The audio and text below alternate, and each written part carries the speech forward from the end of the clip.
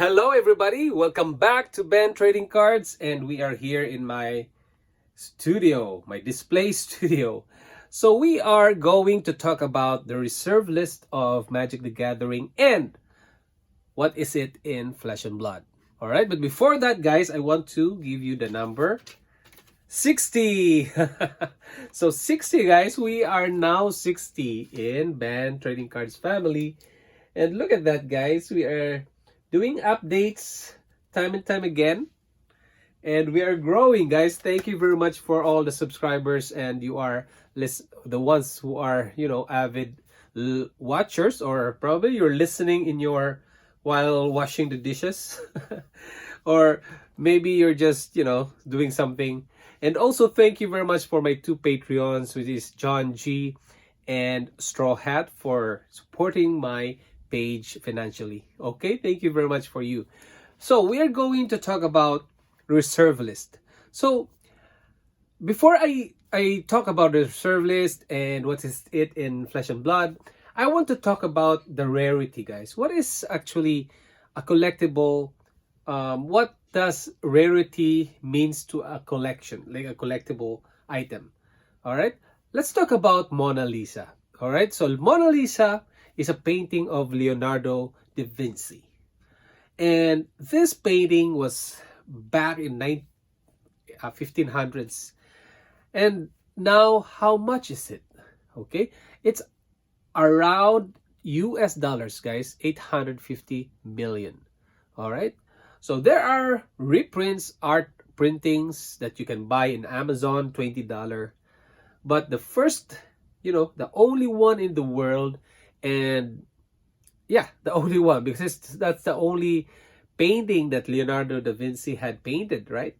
So because of the rarity, it's only the number of the item, the number just one, it increases in value because people wants to get into that painting, to hold the possession, to possess and to put it in their walls, and to be typical collectors. So once you have the possession, you feel good, and then it will, if you don't feel good anymore, you can sell it in at least the base price is the first the how much you bought it and the markup that you wanted to, right? So it goes up until to the infinity probably, right? And it's because of the word rarity. It's so rare that it will be difficult to get, and people are getting it because there's a story behind that painting. There's just Leonardo da Vinci, okay, one of the most famous in the world on in terms of art. So let's go to the rarity of Magic the Gathering first, before the Flesh and Blood. So rarity of Magic the Gathering, last time they said that they won't print again. They don't reprint the black bordered cards from the previous products. So what they did is, that's their rule, okay? The black bordered should be like a limited edition, and they can print it on a white border. That's what their plan is. But the problem is, some of the cards go up in price and was reprinted on a white border, which is in the 4th edition and Ice Age, something like that. So it was reprinted, and that causes the protest of the collectors, because once we're talking about rarity, guys, if you reprint Mona Lisa many times, so the 850 million, it won't be that price, guys. So it's gonna be less. All right, so if you print more cards from a set, and other people can hold it, it's just like you can just get a rock outside because it's not rare. You can just get, it's so abundant. All right, so the collectors want rarity. It's the only one in the world, at least the only one in the world, or at least there should be like a limited edition. So that's what happened. So that's why Magic the Gathering on March 4, 1996 produced what they call reserved cards. Okay, reserved cards are those, for example, the alpha and beta, all the cards for alpha and beta, except for those who are already reprinted on a white border. For those are not appeared on a white border, those will not be reprinted again. So they put it in a reserve list card. They call it reserve list card or reserved cards.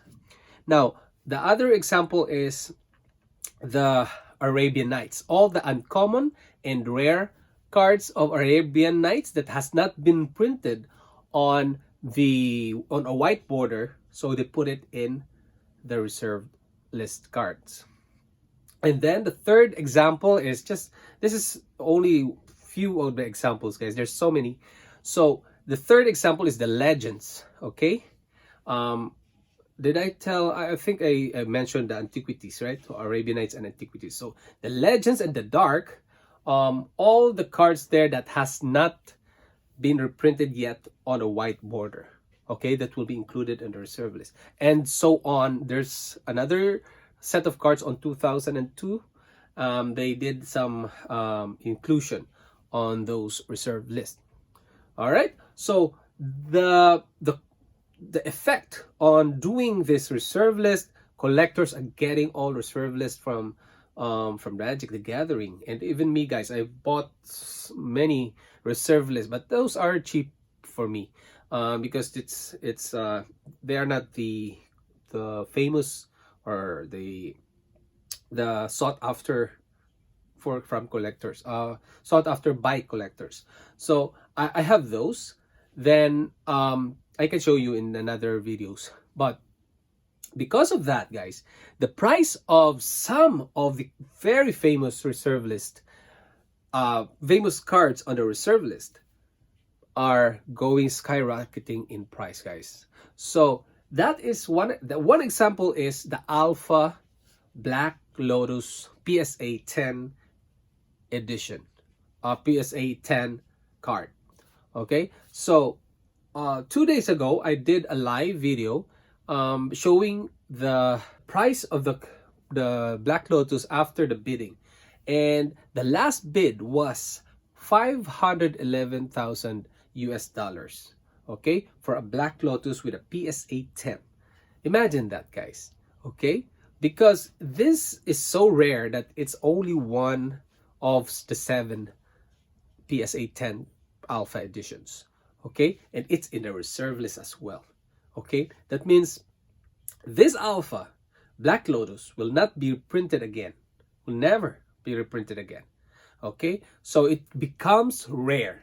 All right, so that's what I'm trying to tell you, that because of the rarity. Now let's go to Flesh and Blood. Okay, Flesh and Blood is a new game.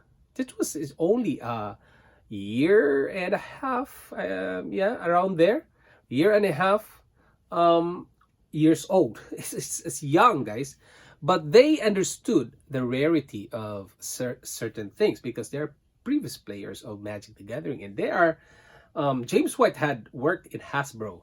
Okay, so he knows about this preserve list and banning of cards and something like that. There's so many, so he knows about that.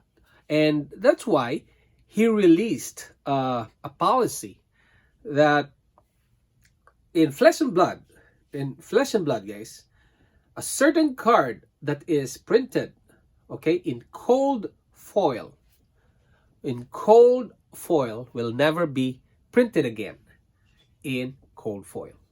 All right, so that is what he was. His answer is when he was interviewed by Rudy. So that means all cold foils, if you base it on the Magic the Gathering, it's almost or probably similar, right? Similar to the reserve list, because you will never see, okay, a Heart of Fiendal cold foil printed on another set that is another cold foil. You will never see that, guys, unless they screw up. If Flesh and Blood will screw up, they will print it again, and they can be, I'm not sure if they can be sued or not, but that is their policy. Okay, they can print it in another form, like non-foil or probably rainbow foil. That's why you can see Heart of Fiendal in rainbow foil and Spring Tunic in rainbow foil, but will never print it again in another set with a cold foil. All right, so that's what I believe, that they are almost, they see it as the reserve list of Flesh and Blood. James White had understood the reserve list of Magic the Gathering, so he applied it to the Flesh and Blood, which is very good in collectors like me, like you, or some other guys. That is very good, guys, because that is rarity, guys. Rarity. If it's the only one, or let's say 500 cards of Heart of Fiendal in the world, then you have that, then the price will go up. And you know what? Yes, it's true, because now the Heart of Fiendal is now sold on eBay at 30,000 Canadian dollars, and I've seen BGS 9, I think, BGS 9, which is $45,000, okay, Canadian dollars. So that's the effect of having a rare card in your hands. So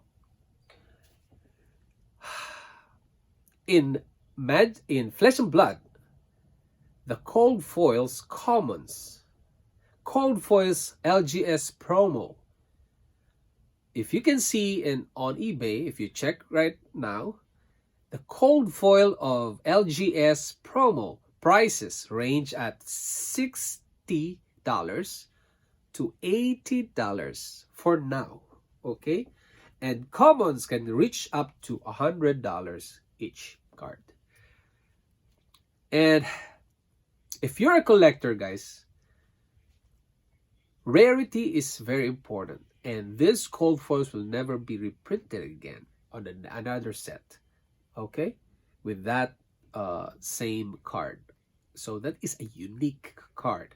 It can be printed on maybe thousands in that same card, like Welcome to Wraith, and then but it will never be reprinted again. So what do you think is the card that you need to collect? For me, I believe that I will collect all the cold foil. Okay, that's why Rudy is now collecting everything cold foils, guys. He's going there first, okay, because he has money. He knows what will happen to this cold foil, and I know what will happen to the cold foil, but I need to budget, right? I need a budget. But Rudy is now buying all the cold foils, and who knows, he will get everything, all the copies of cold foils, okay? And now, what is our chance of having a cold foil again with a cheap cold foil that we can? What we can do is buy, not Welcome to Wraith, because $4,000, and cold foils are so rare that you can't see it in every box, okay? So what we can do is buy the Monarch, the first edition of Monarch. The first edition of Monarch has the cold foil, and that is now the sought after of collectors. Okay, so that's what I wanted to share to you guys. And you can check on eBay the price of cold foils, and if you have cold foils, I hope you can donate to me. Just joking, guys. So anyway, so we have now 60 in the family, and I hope you remain watching, guys. Please support my channel and share it to your friends as well. If you like me, my style of doing it, please support me, share it, and like the video and subscribe. See you guys.